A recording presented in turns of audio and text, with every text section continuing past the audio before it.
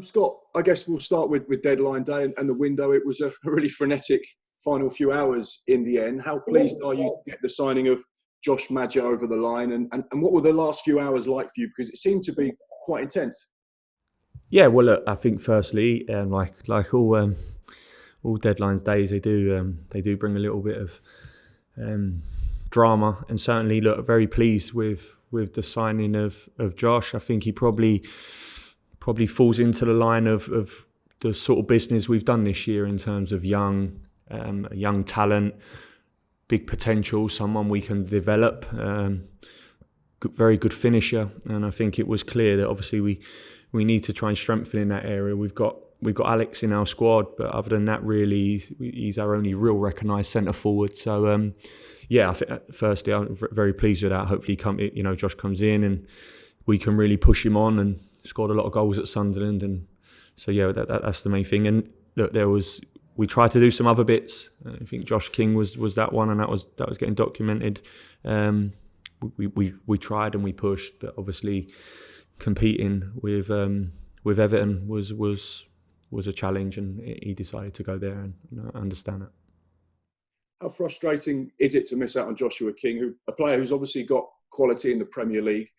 And at one stage, it genuinely looked like he was going to choose Fulham. It looked like it was going to happen for you. But it was, I think, about 10 o'clock at night that he decided to go to Everton. Just talk us through the kind of emotional roller coaster attached to potentially getting Joshua King.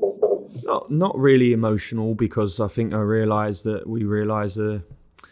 way the transfers work, really. So we were trying for both players. We've got one, and we've got a squad here now, which I'm more than happy with. So of course, like I said, the last day often brings some different things up. But I think I've realised now, I think that's my fourth transfer window, and I realise that there's a lot of back and forth, bit of disappointment, bit of not, and I think until it's closed, really. And there's an element which I like once it's closed, because for 4 weeks now you have the uncertainty, you have players in your squad, are they going to be here, are they not? You have that, you're trying to push things as well. So yeah, we know where we are now, and we'll now push on. Let's look on to the game now. It's going to be a huge match against a really exciting Leicester side. You yourselves, you've drawn 7 of your last 9 Premier League games, which shows that you're hard to beat. In terms of that, how do you transform that into 3 points and wins? Because you're clearly doing something wrong. Yeah, I think, look, Mark, I think that's the next step for us, and it's something which we need to change, and we've changed a lot of things, and I think that's evident in your numbers there, in terms of being hard to beat. But our next challenge, my next challenge, and his team's next challenge is to turn them draws into wins, and that's what we got to do.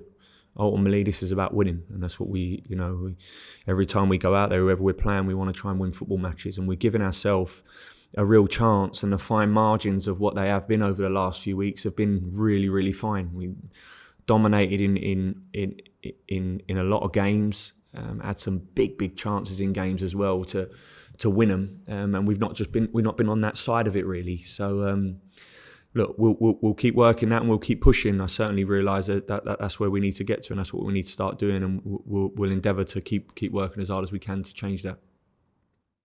How impressed have you been with Brendan Rodgers and what he's achieved at Leicester? He seems to have broken the top 6 kind of mould. And how do you set up a team against a Leicester side that are so comfortable on the ball and have so many players that can hurt you? Yeah, look, Brendan is someone I have huge respect for, really, in terms of his managerial career. And you look at it from where he started out, the disappointment of at times not probably going in places, getting a sack, and then building like he did, and like he is now, like you say, one of the top managers in this division and in Europe, really. So his teams are always well organised. There are teams that are positionally a very good team. So again, look, I think as always we put in a very good display against Leicester in the game at their place. But I understand the threat they pose. They have some huge quality. They have a very good manager who obviously can look at things as well. So myself, my staff and our players, we need to be well on board and try our hardest to try and nullify that, really. And finally from me, the FA's head of medicine is formulating a new set of guidelines and restrictions with regards to heading in training, which has obviously been a big topic of debate over the course of the last few weeks and months. Is that something you welcome, and is that something perhaps that you're conscious of as a manager, about the sort of amount of heading that your defenders are doing in training sessions? That's a difficult one, to be honest with you. It's a difficult one. It's a major part of what we do in the sport and defending and our game. And so yeah, that's a real hard one. I understand the protocols in place for certain concussion issues, and I get that, and I definitely think it's something with ongoing research we do need to look into, stopping defenders heading the ball or training that technique. Yeah, I'm not sure. I think I'd like to see a lot more evidence to prove that that is the case. And then in saying that, I played football for 20 years and it was a huge part of my life. And, I understand that where we are with things, but certainly, regarding it, like I said, I think it's probably something you'd want to see a lot more research into. And I know we are doing that. I've seen some of the documentaries regarding it. So I think, once that is the case and it's proven, then of course it's something maybe we should look into. All the best, Scott. Thank you. Cheers, Mark. Thank you, mate. Thanks, Mark. We move on to PLP. Anne-Marie, please. Hi, Scott. How's it going? All good, Anne-Marie, yeah. Excellent stuff. Fulham last played, of course, West Brom only about 2-3 days ago. How's the training sessions been since then? We've been all good, Anne-Marie. Look, training at the moment is... You're constantly recovering. There's not a lot of time to really put in intensive training sessions, because before you know it, you're back around for another game. So you're constantly doing that with tactical work, preparing. Once one game goes, you cross that off, you're getting into the next one in 2 or 3 days. So you're preparing constantly again. So that's where we are at the moment, because that's how the schedule is. That's exactly it, really. You talked earlier about you understand the threat that Leicester can pose, but what about Fulham? Where can they cause trouble for Leicester? Well, I think we see that last time we played them. I think in terms of, I remember that result. Really, it was a team from our point, which dynamic team that caused Leicester some problems on the night in terms of some breakaway goals, good energy about us. I have no doubt, and I think over the course of the last 11 games, I think any team playing us at this present moment in time realise the challenges they're going to face, and realise they're playing against a team in us what are more than competent, really. So I'm sure Brendan will have that in the back of his mind. Your team do have players that are able to hold up the ball, that can create those opportunities. You've spoken before about it's just taking those opportunities in the final third. But how important is it that Fulham keep Leicester on their toes? Very important, yeah. This is a big game for us, like it is for Leicester as well. Leicester coming out of a bad result, their last game against Leeds, so we need to be aware of that.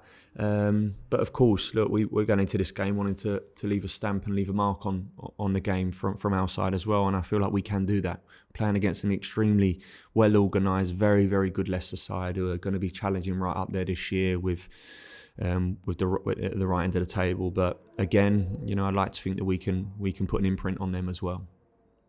And finally, for me, just on your new loanee, Josh Maga, how long do you think he will need before he can get his opportunity in the Premier League?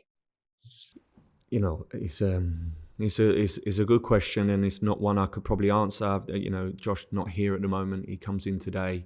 He's not played over the last course of the last 3 or 4 games. So certainly in that sense, physically, we need to see where he is. Adaptability-wise, Josh was here as a young boy.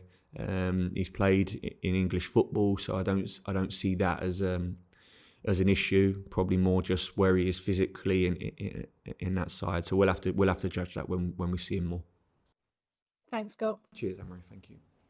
Thanks, Anne-Marie. We finish off the broadcast section with Emma, BBC London. Hello, Scott. Hi, Emma. It wasn't a good weekend for you, was it, in terms of results? Yeah, look, if you're focusing on that and you're looking at that, probably not. No, I think that's fair to say.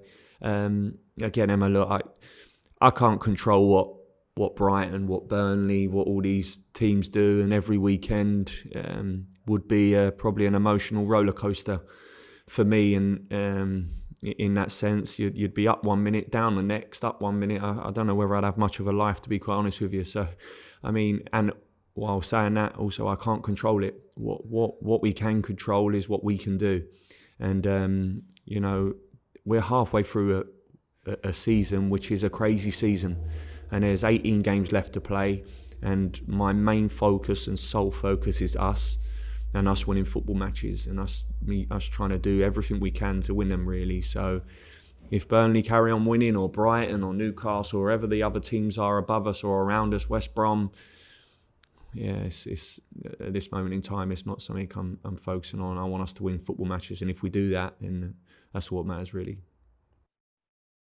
Bobby Decordova-Reid has talked about the need to be more ruthless.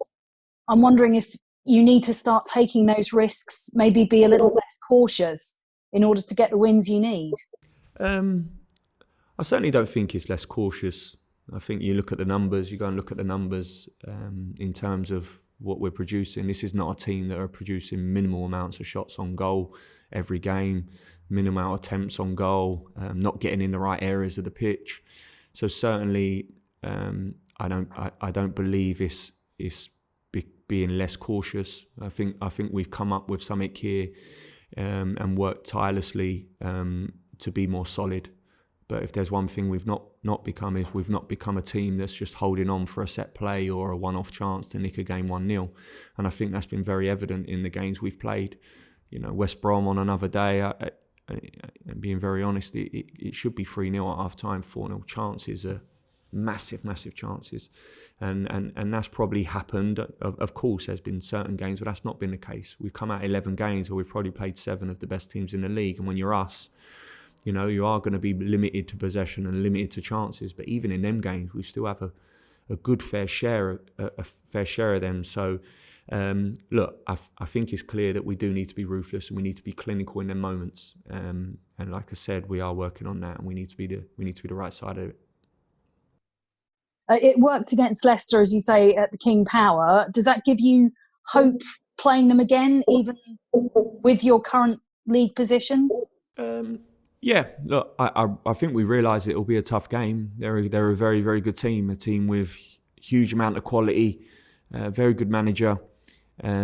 So I think we understand where we are in this fixture in terms of what people would expect to happen. But like we've shown, I think over the last few months, we're more than can be. We can compete with these teams. So, I don't think that's going to be any different come tomorrow night. They're missing Jamie Vardy. Would that work in your favour?